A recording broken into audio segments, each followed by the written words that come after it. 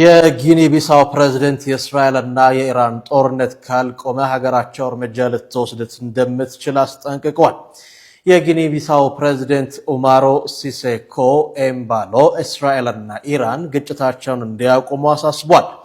ፕሬዝዳንቱ አክለውም ሀገራቸው ግጭቱን ለማስቆም እርምጃዎች ልትወስድ እንደምትችል አስጠንቅቀዋል።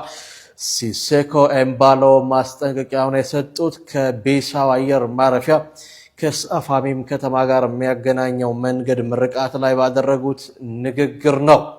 በምርቃቱ ላይ ለተገኙ ሰዎች ንግግር ያደረጉት የጊኒ ቢሳው ፕሬዝዳንት ዓለም በተለያዩ አካባቢዎችና በሀገራት መካከል በሚደረጉ ጦርነቶች የተወሳሰበችና አመፀኛ እንደሆነች ተናግረዋል። ፕሬዝዳንቱ በእስራኤል ውስጥ ላሉና ኢራን ውስጥ ለሚገኙ ወንድሞቻችን ጦርነቱን ወዲያውኑ እንዲያቆሙ እንነግራቸዋለን፣ ካልሆነ ግን ጊኒ ቢሳው ጦርነቱን ለማስቆም ተገቢውን እርምጃ ለመውሰድ ትገደዳለች ሲሉ ተደምጠዋል።